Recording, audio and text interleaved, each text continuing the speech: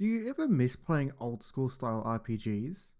You know, the kind where you have a pen and paper on hand so you can write down all the little details that the world and its inhabitants give you. Games where the content and activities, big and small, don't feel as if they're created purely to bloat out a world and rather have meaning instead. Open world games are all over the place now, and there's a consistent trend of games whose design feels somewhat compromised due to the reliance on guiding UI elements. It's not exactly that this style of design shouldn't exist, it's more just a matter of AAA projects largely focusing on design that doesn't trust the player.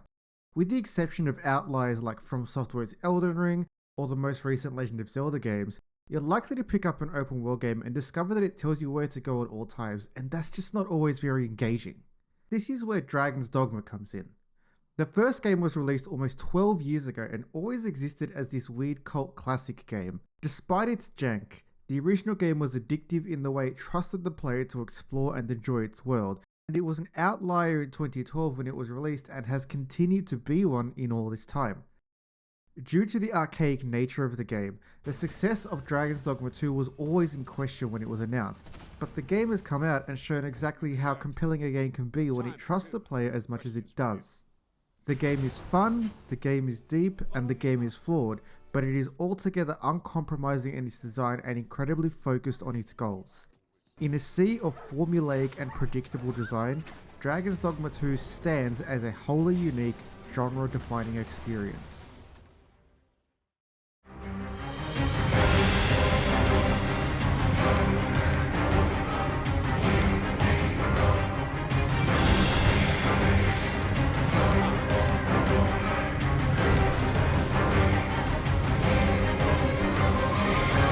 The story of Dragon's Dogma 2, its Dogma in time, is best described as a high fantasy political espionage drama. Sort of. You're the Arisen, a mortal whose heart has been stolen by a dragon, but you find yourself escaping captivity after a Medusa attacks the slave camp where you are being held. You escape on the back of a griffin and end up in the kingdom of Vermin. Something weird is going on with this kingdom, however, as the Arisen is supposed to be the ruler of Vermin and crowned as the sovereign. But you are the Arisen, and Vermin already has a ruler somehow. There are lots of smaller details to the story that come together to make it enjoyable, but the game has a larger focus on the world's various stories rather than a singular path. These stories can be more than just doing side quests. Your actions have an impact on the people or towns you help. Some NPCs move as a result of your intervention, others become teachers, and so much more.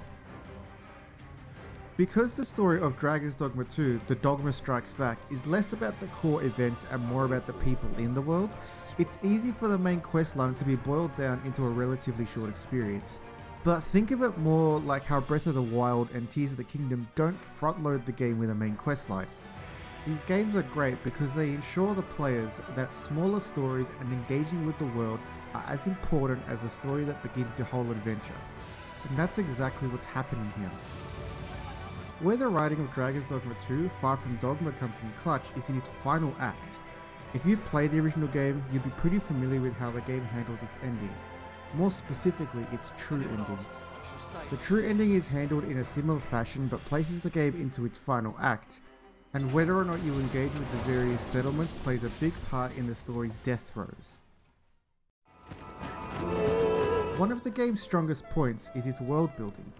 RPGs typically live and die by their world building, but what's on offer here is more comprehensive than I had ever anticipated.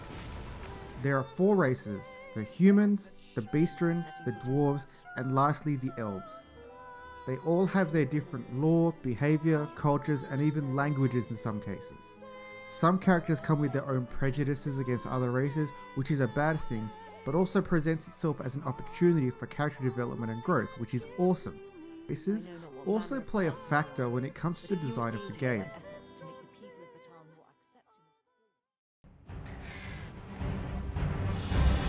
When you start playing Dragon's Dogma 2 Electric Dogma Lu, the game will ask you to make a choice of vocation, which is effectively what class your character will play. Thankfully, the choice is not absolute, and it doesn't take you long for the game to allow a change in vocation. You start with one of 4 choices: Fighter, Archer, Thief, and Mage. Then the game quickly points you in the direction of two more advanced classes, Warrior and Sorcerer. These 6 classes are also available for your helper companions known as pawns. There are also 4 more additional vocations in the Mystic Spearhand, Trickster, Magic Archer, and Warfarer, but these are Arisen exclusive classes. All of these vocations will have you engaging in different styles of gameplay, and it is encouraged to level as many, if not all of these vocations as possible, as there are passive traits known as augments that are unlocked by each vocation, but can be applied to others. To get the best augments for each vocation, you'll need to engage and play with various of these vocations to unlock them. Each vocation focuses on different elements of combat, and they do a great job of making the combat feel fresh, which is incredibly important given that the game can be played for quite a while, dependent on your willingness to engage with the non-essential stuff. One of my favourite moments happened when I was playing as the Mystic Spearhand. I'd gotten into the country of Batal and I was almost immediately attacked by a griffin. I had just unlocked and equipped a new skill that allowed me to charge up my stamina and release all the energy in a giant beam, which I decided to try out here. This ability rules, though it does leave me open to getting destroyed if I mistime it. The notion of getting destroyed does lead me to my core criticism of the combat, and it's that it can feel wholly unfair if the circumstances allow for it. Your success or failure with the game's combat is majorly dependent on your party composition. It's especially important when you are using classes that are slower or more passive, like the Sorcerer or the Trickster. The former is capable of outputting a lot of damage, but requires the player to take time to charge spells, and the latter sees you take more of a supportive role in the team, redirecting the attention and focus of the enemies away from your party to an illusory version of yourself. Both of these vocations really benefit from having your party built around keeping the enemies off of yourself. This means that you're relying on the AI of the pawns, which, while mostly fine, can be incredibly stupid and lead to some frustrating moments. You can change the behaviour of your pawn to be a little more aggressive, but given that most of the behaviour options are passive or supportive, the likelihood of hiring an additional pawn or two with these behaviours is slim. It is worth mentioning that even though the game can feel unfair, it places an immense amount of trust in the player. Because there is so much trust in the player, it's possible to be as unfair to the enemies as they are to you. When you are able to effectively bully the enemies in similar ways to how they bully you, the game is surprisingly gratifying. Finding the right balance to make sure the enemies aren't able to tip the scales in their favour is very important and is a piece of the puzzle that is Dragon's Dogma 2 among Dragon's wonderful design. The trust in the player extends well beyond the combat and into the general design of the game. The game wants you to pay attention to its little details, and there is no better example of this than Dragon's Plague.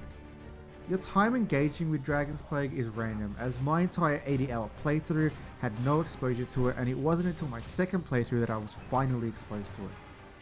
So what is Dragon's Plague? Dragon's Plague is an affliction that affects pawns and will slowly make them lose control of themselves. If left unchecked, there are very dire consequences that I won't detail for the sake of spoilers, but you have to make sure that you pay attention to your pawns. You'll notice a change in their behaviour, especially if they start refusing direct commands. The simplest way to combat Dragon's Plague is to find the nearest body of water and just throw all your pawns into it. You can then resummon your main pawn and they should be completely safe from the affliction. Because the game places so much trust in the player, it's equally confident in its design. There aren't objective markers and waypoints that guide you every step of the way, and while there is a minimap on by default, the game doesn't need it in any capacity. I ended up turning the minimap off after an hour of playing because it was abundantly clear that the game was designed in a way that I could navigate it easily without it. This was a huge shock, as the last open world RPG I had played was Cyberpunk 2077, which really insists on using minimaps and waypoints to the point that the level design suffered. In Dragon's Dogma 2, A Dragon's End, the game uses its NPCs as well as player curiosity to guide the player, ensuring that important information is always available. The best part about this design is how the answers to the game's quests and puzzles aren't always the obvious, go to this place and talk to this person. Sometimes the answer is hidden behind the completion of another quest. Or maybe you need to draw your weapon to threaten a rich dude. There are so many ways the game provides hints for the player, and it makes a lot of the game's questing feel great. If you are someone who prefers the assistance of UI to navigate the game's quests and such, you aren't completely left in the dark. There is the aforementioned minimap, which will have some navigational information, especially when it comes to quests, but usually this will be for the introductory steps of a quest. You'll still need to solve the puzzles yourself and using the available information, but the game will usually at least point to where that information can be found.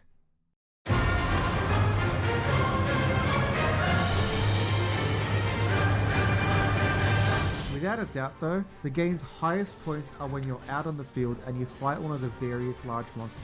Whether it be griffins, drakes, or cyclopses, these fights always feel good. The ability to climb onto your opponents always leads to some great moments, and the music that plays when you tip the scales in your favour is unbeatable.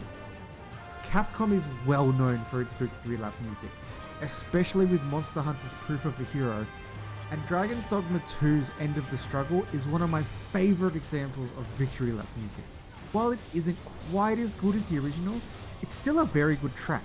You can purchase the Music and Sound Collection, or get it as a part of the deluxe edition if you insist on only listening to the original rendition, but this new rendition of End of the Struggle isn't wholly irredeemable, and neither are the new renditions of other original tracks. Since we're on the topic of the Music and Sound Collection, let's talk about the game's microtransaction.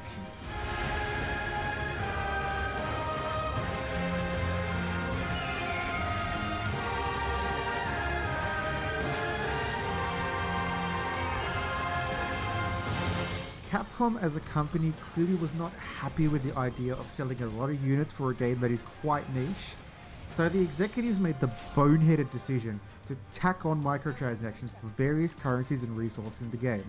Before I say anything else, this decision is reprehensible and only serves to bring down a great game that doesn't need these microtransactions in any capacity. This game isn't designed for the inclusion of microtransactions. The Rift Crystals, the Port Crystals, the Wake Stones and everything else are generally given to the player. The design is exactly like the original. The game wants you to engage with its world, and offering these items as microtransactions on top of what the game already offers, antithetical to its design. Your choices matter in this game, and all the inclusion of these microtransactions has done is give the people the idea that it has been designed to be a pay-to-win game when it is not. Bad Capcom. The game also does have some performance issues. My PC, which consists of a Ryzen 9 7950X paired with an RTX 3080 Ti and 64GB of DDR5 6000 memory, struggled at some points to run the game above 60 FPS, with most settings on high and at 1080p. Gamers Nexus has done a pretty good job of covering and explaining the performance woes, but it is clear that Capcom's first attempt at using its RE engine in an environment that isn't an incredibly linear game like Resident Evil has had some hiccups. In saying all that, Dragon's Dogma 2, the pre-Dogma, is too big for its performance woes to bring it down. We have seen technical issues exist as no more than a blemish for hugely successful games before, like with Monster Hunter World, Elden Ring, and even last year's Baldur's Gate 3. So while there are a bunch of performance issues present, I doubt it'll be the reason that you drop the game.